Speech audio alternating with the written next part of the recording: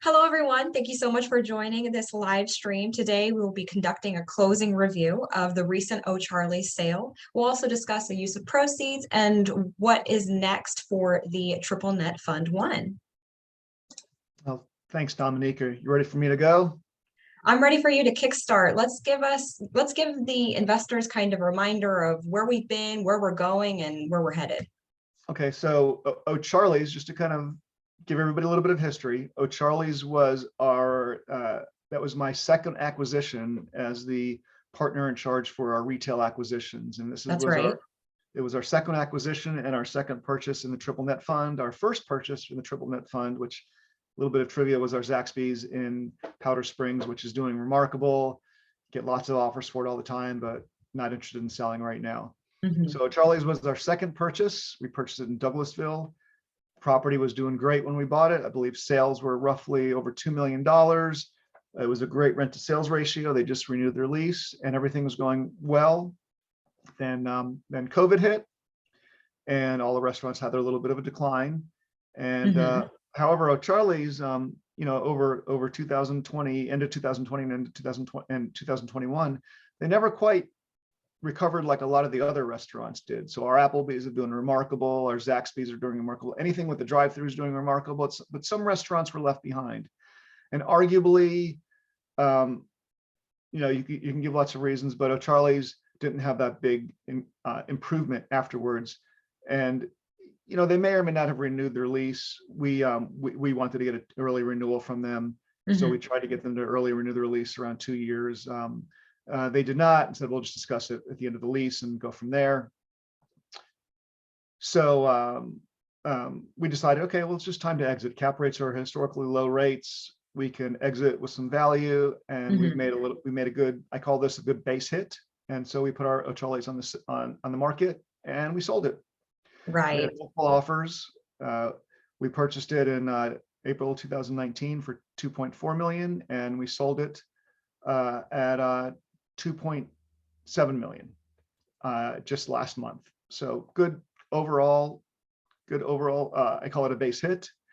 And just to make sure, just to give a little bit of history on the O'Charley's was a tenant in common agreement, which means two different entities owned it. So part of O'Charley's was owned by the Triple Net Fund, and part of O'Charley's was owned by a entity via a 1031 exchange. So there were two different parts of O'Charley's, and we'll talk about that a little bit later in the presentation. The fund one still has DQ Grill and Chill in it, of course, the Zaxby's in Powder Springs, and also our 330 Edgewood property, which we'll talk about also at the end of the presentation, which is one of the reasons we're here. So right. So Andrew, can we kind of in summary discuss the lifetime investment exit summary and kind of really some highlights and key points about O'Charley's? Sure. So overall, the complete equity in O'Charley's was roughly $931,000. You see the exact numbers right there. From the 2019 purchase to the 2022 sale, accumulated preferred returns of $169,000 were accrued to our investors. All of those returns were paid to Triple Net Fund 1, and then Triple Net Fund 1 in turn paid all of our Triple Net Fund 1 investors. The LP profits from cash flow, just from cash flow, not from the sale, were roughly $22,000. So those were paid during the last few years. And then also the LP profits at closing were $105,000 from our sale.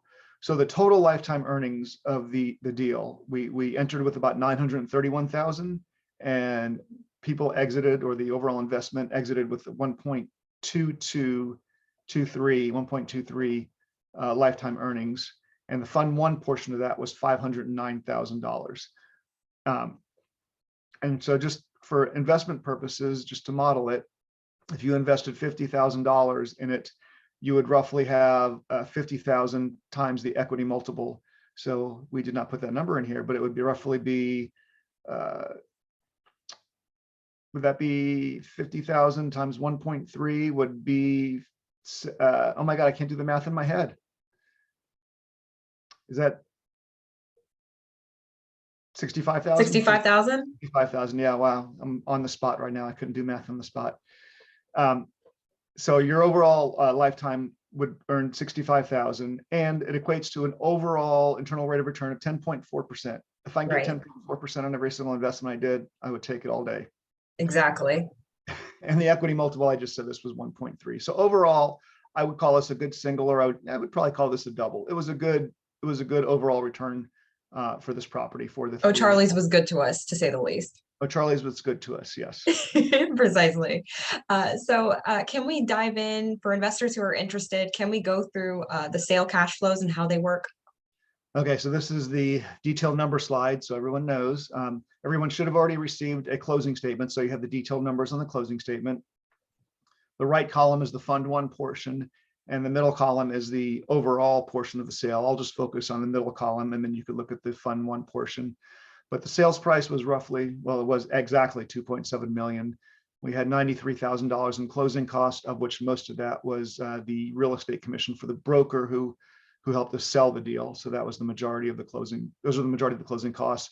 Our debt left was about 1.5 million, and we have about we held about $5,000 in accounts payable, mainly just to pay the accountant for the tax return this year. That's the only expense that's left over.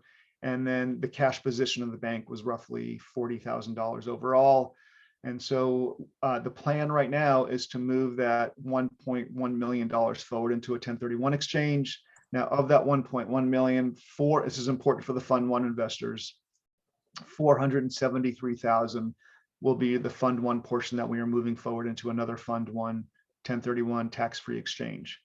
So the original equity for each tranche, again, was $931,000 for the overall project and $386,000 for the Fund 1 portion. So you can see a nice little profit was made. The distribution overall, after preferred returns were paid, it was 105,000 to the LPs and 105,000 to the GP. Everything after 6% preferred return is paid is split 50-50, at least in Fund 1. That's different now. So if you go to, I don't know if you've already gone to slide 5, but that $473,000 is what we're moving forward. Right. So the overall question here, we did tease this out in an earlier communication to Triple Net Fund 1 investors, but really, what is next for the Triple Net Fund, and how are we going to proceed in rolling this cash forward? Dominic, that is an amazing question, and we have a slide about that. It's amazing, isn't it? Wow, So, it just appeared. Just appeared out of nowhere. So, if you like my, first of all, you have to excuse my kindergarten drawing over to the right. I did the best I could. Dominique and I tried to figure out the best way to represent this, but this was it. So if you look at the little yellow outline on that pretty picture, that is our 330 Edgewood restaurant on Edgewood Avenue in downtown Atlanta, which is doing remarkable. Good to hear. And he said, I want a parking lot. And I said, oh, really? This guy behind us keeps on telling me we should buy his empty lot. And so the original empty lot included some billboards and some other stuff. And the first price he came to me with was like $800,000. And I said, I think I'll pass. Eventually, the billboard stuff resolved itself. And the 0.2 acres behind the restaurant lot, we're under contract right now for $425,000. If you look at the restaurant's in the yellow, the lot is in the green. And I believe I drew the green a little bit small for what the parking lot actually looks like. So it goes a little bit north. You mean this drawing is actually not to scale, Andrew? It's not to scale. It was drawn by a kindergartner. What a bummer. Maybe me. But yes, so that green part will be our new Edgewood parking lot. And with that additional parking lot, we are going to be able to get additional rent from our tenant, roughly $3,000 per month for the parking lot, and which will bring our rent payment for the Edgewood property from $16,000 a month to $19,000 per month. Mm-hmm. And then just based on that, with no debt on the parking lot, it's going to be roughly an 8.5 cap on that purchase without any expenses. With the expenses, it'll bring the 8.5 cap down. So overall, it's a great purchase, great investment for the Fund 1. And it'll also improve the value of our Edgewood property because there is absolutely no parking well, there's parking. Parking is either expensive or hard to find in that Edgewood area. You're young, you go there all the time, right? And you go there on the Oh, weekend. it's what I dread. Finding the parking spot available. And you do about maybe 5, 6 laps around, and then you have to hustle your way into one or make one. So Well, this is really exciting.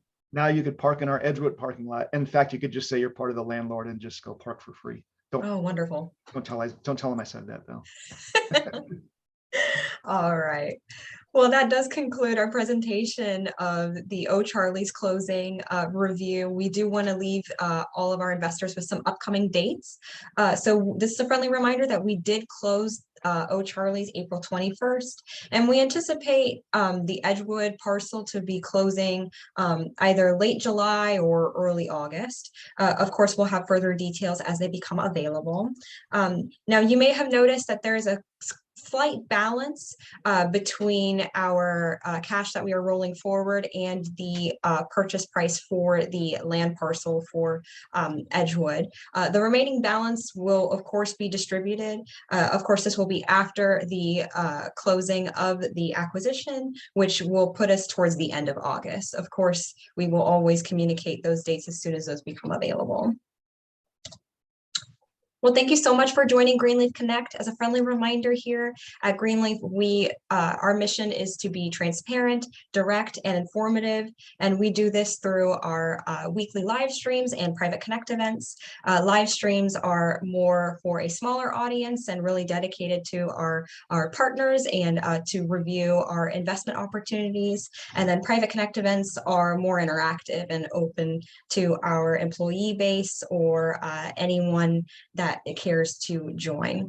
Thank you so much for joining today. This recording will be made available by the end of the week this week, and we hope to see you soon.